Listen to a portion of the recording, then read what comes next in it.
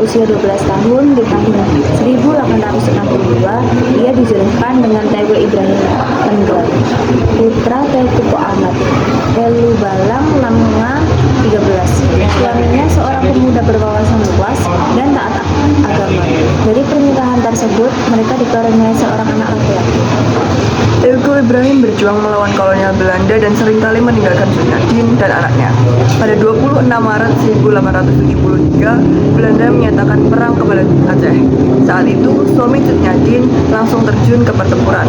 Pada 1874, Belanda di bawah pemimpinan Jenderal Jan van Swiet menduduki daerah 6 Mukim pada tempat tinggal Sutnyadin, sehingga ia dan bayinya terpaksa mengungsi.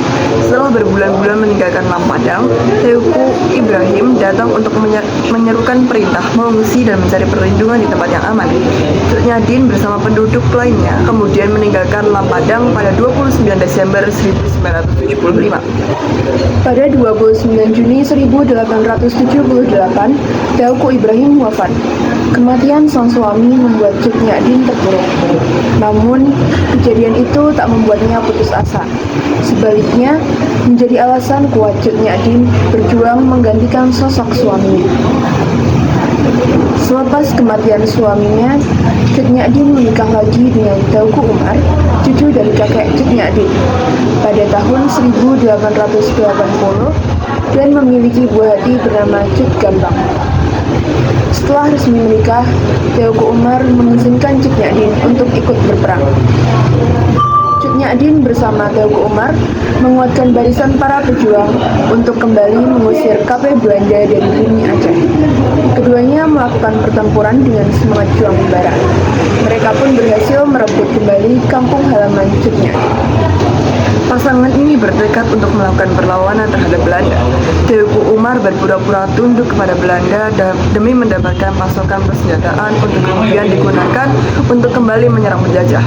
Sutnyadin harus kehilangan suami untuk kedua kalinya ketika Teuku Umar gugur tertembak peluru pada medan laga di Meulaboh pada 11 Februari 1890.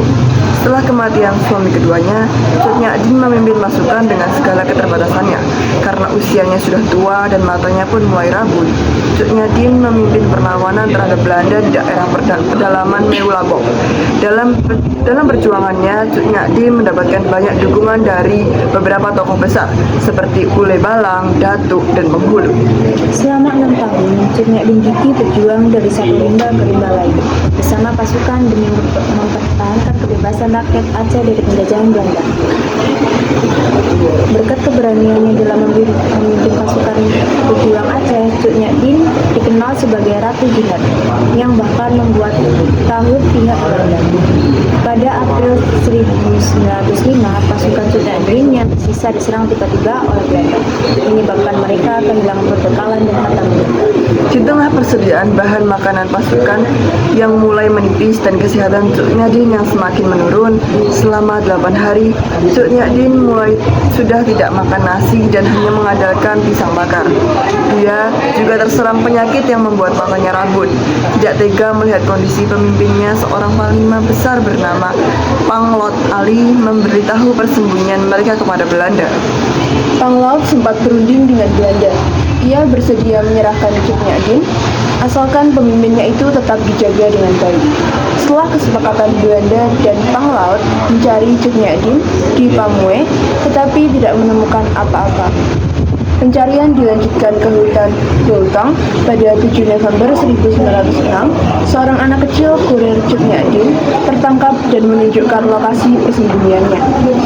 Pasukan Belanda segera menyerang pondok Sutnyadin dan Cut Gambang berada. Sutnyadin ditangkap kemudian dibawa ke Kutaraja, Banda Aceh. Sesuai janji, Belanda memperlakukan sebagai keluarga bangsawan. Rakyat Aceh yang mendengar Sutnyadin di penjara lantas datang untuk berkunjung menjenguk. Khawatir simpati ini akan memicu perlawanan lagi, Belanda mengasingkan Sutnyadin di Sumedang, Jawa Barat pada 11 Desember 1906. Sutnyadin pada awalnya diasingkan ke Batavia, Jakarta, tetapi diminta oleh Pangeran Arya Suwera Atmaja, Bupati Sumedang, Sumedang untuk dipindahkan ke wilayah yang dianggap lebih aman.